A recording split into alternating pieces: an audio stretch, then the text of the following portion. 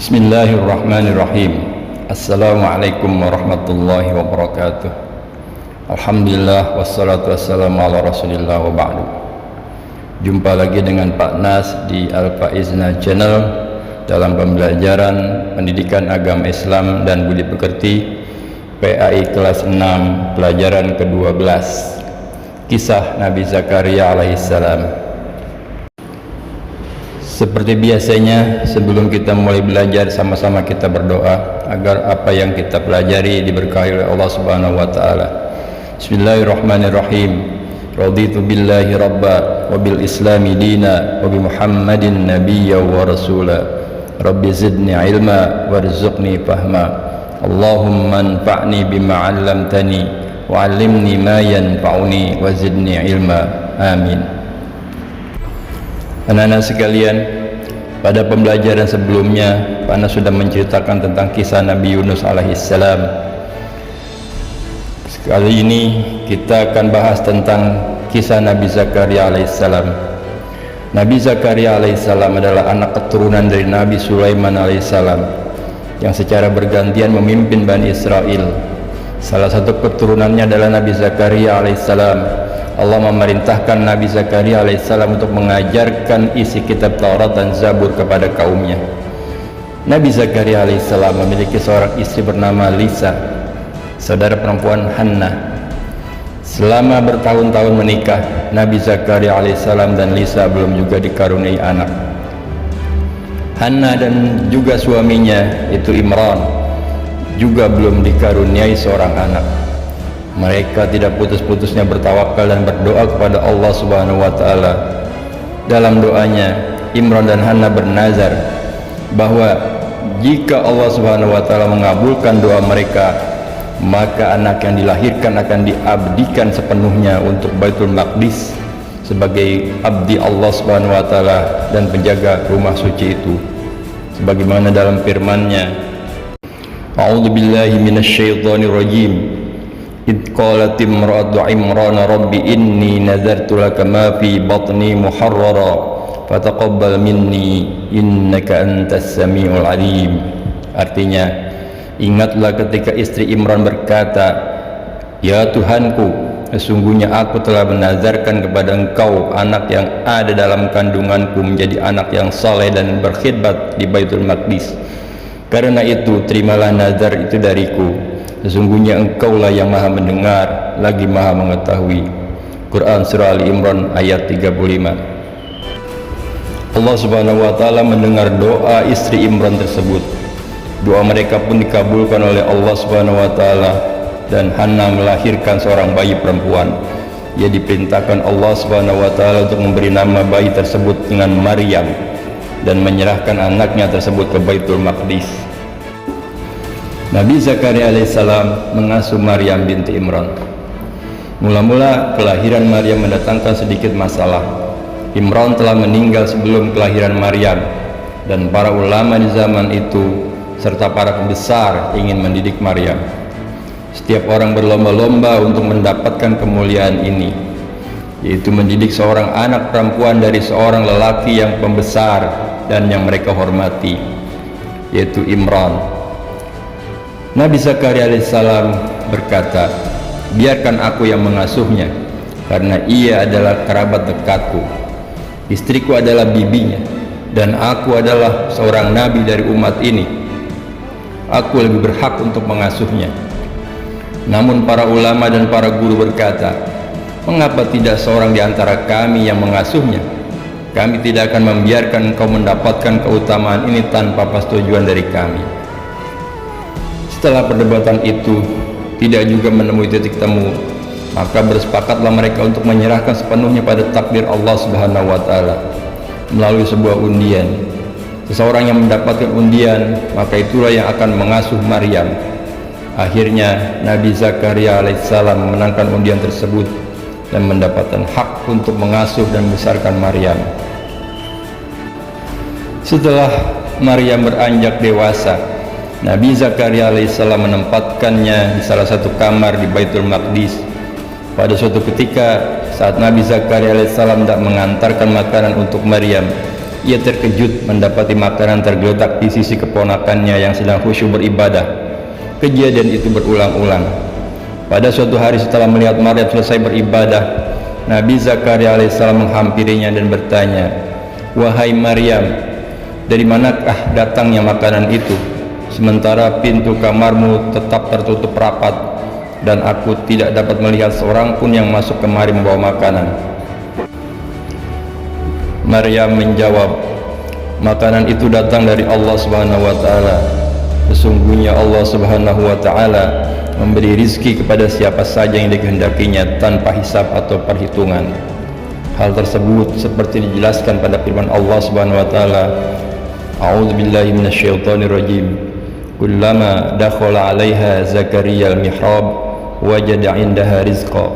Qala ya Maryam anna laki hadha? Qalat huwa min 'indillah. Innallaha yarzuqu man yasha'u bighairi hisab." Artinya, setiap Zakaria masuk menemui Maryam di mihrab, ia dapati makanan di sisinya. Zakaria berkata, "Hai Maryam, dari mana kamu memperoleh makanan ini?" Maryam menjawab, "Makanan itu dari sisi Allah. Sesungguhnya Allah memberi rezeki kepada siapa yang dikehendakinya tanpa hisab." Quran Surah Al-Imran ayat 37. Mendengar jawaban Maryam tersebut, Nabi Zakaria alaihissalam menyadari bahwa Allah Subhanahu wa taala telah menetapkan Maryam sebagai hamba yang mempunyai kedudukan dan martabat penting di sisinya. Nabi Zakaria alaihissalam selalu teringat pada perkataan Maryam. Ia sadar bahwa sekalipun usianya sudah sangat tua, pastilah ia dapat memperoleh seorang anak jika Allah Subhanahu wa taala menghendakinya. Kesabaran yang berbuah manis. Sebenarnya Nabi Zakaria alaihissalam memasuki gerbang pernikahan. Ia sudah mendambakan kehadiran seorang anak. Namun sampai memasuki usia senja, keinginan itu belum juga terpenuhi. Walaupun demikian, Nabi Zakaria alaihissalam tidak pernah putus asa untuk selalu meminta dan berdoa kepada Allah. Nabi Zakaria alaihissalam percaya meskipun dirinya dan istrinya sudah lanjut usia, namun jika Allah menghendaki, niscaya mereka akan memiliki anak juga. Nabi Zakaria alaihissalam sadar banyak anggota keluarganya dari Bani Israel merupakan orang yang tidak beradab dan gemar bermaksiat karena kedangkalan iman mereka. Ia khawatir bila tiba ajal dan tidak mempunyai keturunan yang dapat memimpin kaumnya, sehingga mereka akan semakin merajalela dan sangat mungkin mengadakan perubahan-perubahan di dalam kitab suci Taurat dan menyalahgunakan hukum agama. Kecemasan itu mengusik pikiran dan membuat sedih Nabi Zakaria alaihissalam. Ia sedikit terhibur ketika mengasuh Maryam yang dianggap sebagai anak kandungnya sendiri. Rasa sedihnya hilang dan keinginannya untuk memperoleh keturunan timbul kembali ketika ia menyaksikan mukjizat hidangan makanan di mihrab Maryam. Pada suatu malam, Nabi Zakaria alaihissalam duduk di mihrabnya untuk berdoa kepada Allah dengan khusyuk dan yakin. Dengan suara yang lemah lembut dia berdoa, "Ya Tuhanku, berikanlah aku seorang putra yang akan mewarisiku dan mewarisi sebagian dari keluarga Yakub, yang akan meneruskan pimpinan dan tuntunanku kepada Bani Israel. Aku cemas sepeninggalku nanti, anggota-anggota keluargaku akan rusak kembali akidah dan imannya bila aku tinggalkan tanpa seorang pemimpin yang akan menggantikanku.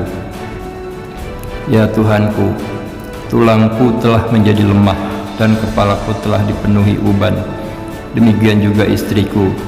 Namun kekuasaanmu tidak terbatas, dan aku berdoa agar engkau berkenan mengaruniakan seorang anak yang saleh dan engkau ridhoi padaku." Allah menjawab doa Nabi Zakaria alaihissalam dan berfirman. Hal ini disebutkan dalam Quran Surah Maryam ayat 7. A'udzu billahi minasyaitonir rajim. Ya Zakaria, inna nubashshiruka bi gulamin ismuhu Yahya lam naj'al lahu min qablu samiyya. Artinya, wahai Zakaria, kami memberi kabar gembira kepadamu dengan seorang anak laki-laki namanya Yahya yang kami belum pernah memberikan nama seperti itu sebelumnya. Quran Surah Maryam ayat 7. Di dalam surah Al-Imran ayat 39 juga menyebutkan bahwa Nabi Zakaria alaihissalam akan diberikan keturunan anak laki-laki yang bernama Yahya.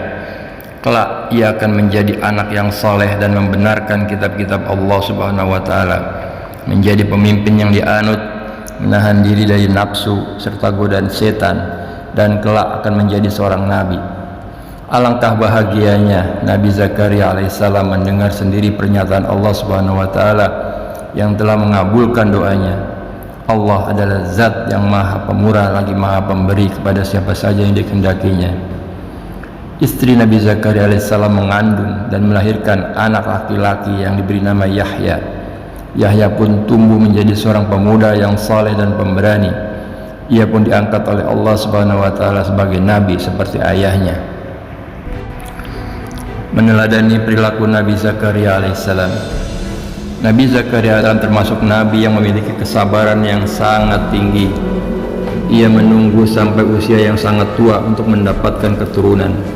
Dengan kesabaran, doa dan tawakal, ia pun akhirnya memiliki seorang anak juga seperti dia seorang nabi. Sebagai seorang anak muslim, kamu harus selalu bersabar, berdoa dan bertawakal seperti apa yang dicontohkan oleh Nabi Zakaria alaihissalam. Demikianlah pembelajaran ke-12 ini tentang kisah Nabi Zakaria alaihissalam secara singkat. Namun mudah-mudahan bisa dipahami dan dimengerti. Intinya adalah seseorang harus bersabar, bertawakal, diiringi dengan doa kepada Allah Subhanahu wa taala. Mudah-mudahan kalian semua dan kita semua akan diberi kesabaran dalam menghadapi cobaan ini, ujian kita dalam menghadapi pandemi ini. Panas tetap berpesan, jaga sholat kalian agar tidak lalai, patuhi protokol kesehatan, memakai masker, mencuci tangan dengan sabun dan menjaga jarak, hindari kerumunan dan tetap waspada. Kita akhiri dengan hamdalah, alhamdulillahirabbil alamin, subhanakallahumma wa bihamdik, asyhadu an la ilaha illa anta, astaghfiruka wa atubu ilaik. Wassalamualaikum warahmatullahi wabarakatuh.